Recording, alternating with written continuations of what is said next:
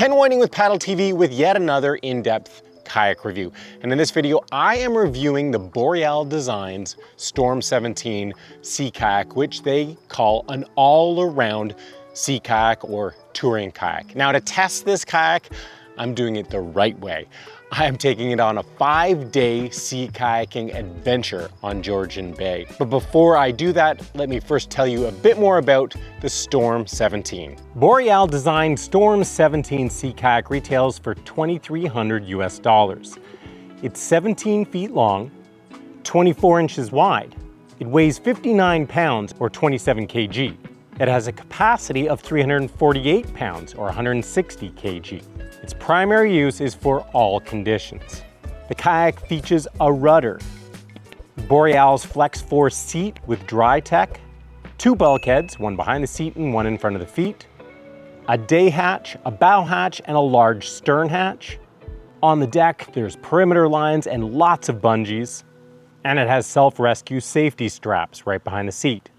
Well, needless to say, it is a sweet looking boat, but the question is, how does it perform and who is it for? And that's what I'm gonna find out on Georgian Bay.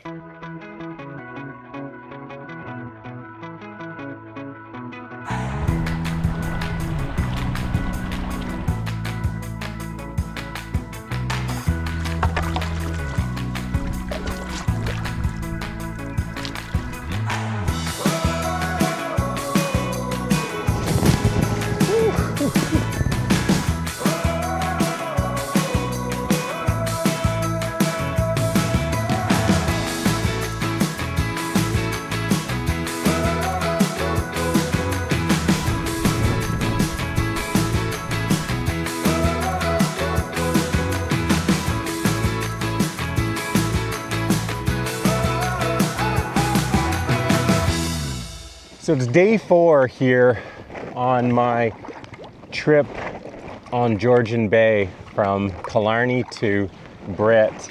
I'm just paddling out doing the open water crossing on a beautifully calm morning after a hectic day yesterday to the Bustard Islands. And I wanted to take this moment to tell you give you my review of the Storm 17. This is my first time using it, and it's a great test, doing a real adventure. And here's what I can tell you, and let's start with portability. It's called the Storm 17 Ultralight, and that's because it's a thermoformed kayak. Thermoforming is a manufacturing process for making plastic kayaks light. Most kayaks, the majority of kayaks are made by rotomolding, and those plastic kayaks are significantly heavier. Typically, you can expect a thermoformed kayak to be around 15 to 20% lighter than a rotomolded kayak, and that's what this is.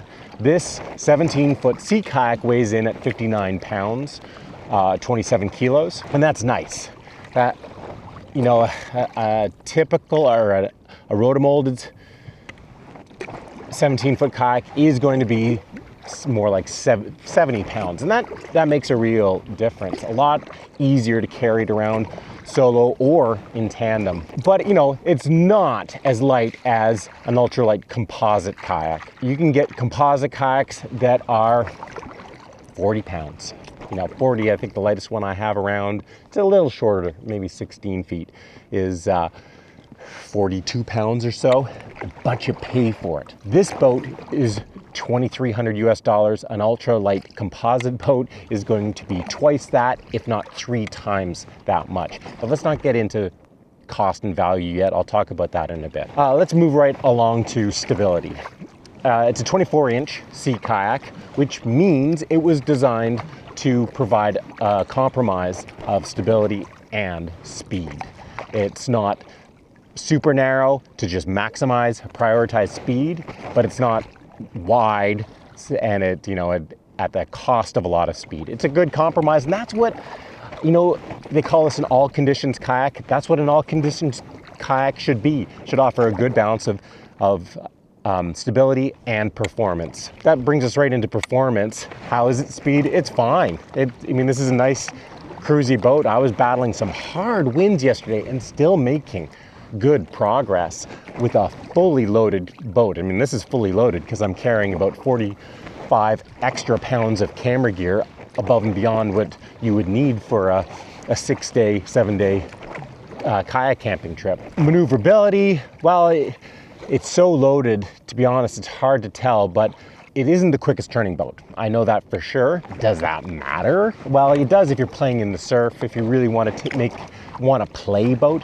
But my feeling is, if you really want to play boat, don't get an ultralight sea kayak, because an ultralight sea kayak, a thermoformed kayak of any nature, does give up durability to be light. And so, you know, this is a kayak that I'm having to take care of a bit more on this trip. You know, when I'm launching and landing in the rocks, along rocks, and when I'm paddling through areas with shoals, I just don't want to hit any rocks hard. And so, is it the most playful kayak?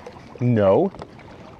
Does that bother me? No. It's plenty all round to handle the rough conditions that I've encountered and the calm conditions. So there you go, performance. Now let's talk comfort. I'm putting big days in this kayak, and so I'm testing the comfort on a different level than I typically test kayaks and sea kayaks. Is it the most comfortable kayak? No. Is it comfortable? Yes. It only has become a little bit uncomfortable after maybe hour 3. My butt starts to get sore, even though it's a nice seat for the first few hours. It's a comfortable seating system for sure. I do notice, hey, this guy could have a little bit more padding for long trips. If you're not doing long trips, it doesn't even matter, but that's something you can add, and that's probably the case, and it is often the case with sea kayaks, is long days on the water, sitting on your butt. It is nice to have a little extra padding. Now, this thing doesn't have thigh hooks. It doesn't have hip pads. Thigh hooks, tricky to add afterwards. Hip pads, you can makeshift. You can add them afterwards to some degree. There's a cost, not so much of comfort, but of performance when you don't have hip pads. I'm just not as in tune with the boat, and without the thigh hooks too. It doesn't feel like a good trail shoe where it's one with me. I'm more sitting in this boat, and so when things got really rough, would it be a problem? Maybe. There's still it's comfortable around the knees, and there's lots of boat to grab. So if I flipped, I have no doubt I'd be able to roll in this thing, but I just don't have as much edge control, as a boat that has thigh hooks and hip pads. This boat has a rudder instead of a skeg. That's great. You know, it's tow controlled rudder. System seems good. I usually use a skeg, but I've been really enjoying this rudder system. It's got, of course, dual bulkheads, one in the front, one behind. The nice thing about the bulkheads, lots of room in front. I've got a big bag in front of my feet before the bulkhead, which is nice because it keeps, I keep some of the weight closer to me. There's also plenty of room, not plenty of room, but there's enough room behind the seat before the bulkhead to have a bag or a couple bags, little bags there too. Tons of storage space in this thing for multi-day trips. I am bringing in, usually I have to store a lot more gear on the boat. The only reason I have gear on the boat right now is camera gear that I want accessible. The perimeter lines, the bungees, lots of those, so you can strap things down, for safety reasons, but also so that you can just strap things down however you like to do it.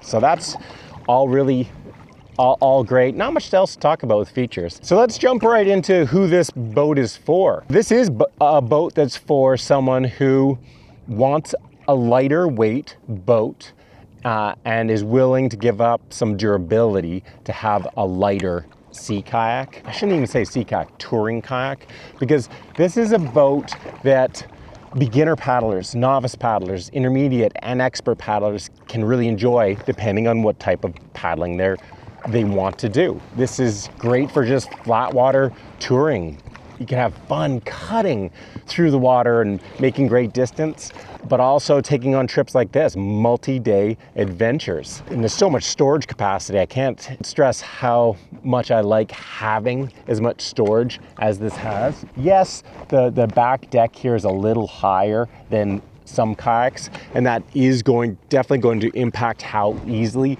you can roll this thing. That is a trade-off. You often get when you're adding more storage to a boat. So I would actually, if you do get a boat like this and you roll your kayak, take the time, go roll the kayak, make sure you're comfortable doing it, if that's, if that's even in the cards for you. But I love the storage space in here. Now, taking that question of who this kayak's for and kind of meshing it into the next question, which is what kind of value does it offer?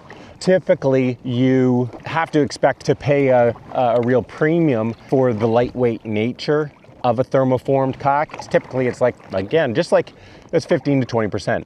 You get a 15 to 20% weight savings, but it costs 15 to 20% more, and it's a little less durable. So you really have to value having a lighter weight kayak, which a lot of people rightly so do value.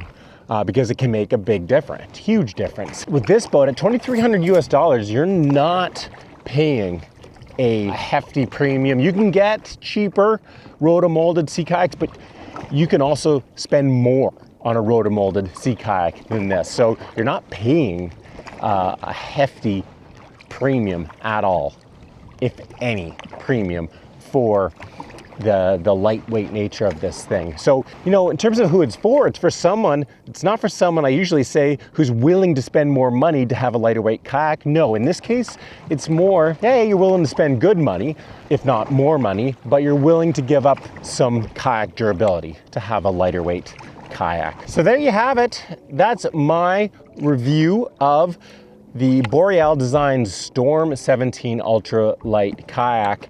It's been a really nice kayak to have on this trip, and I think that probably says it right there. Is it the right kayak for you?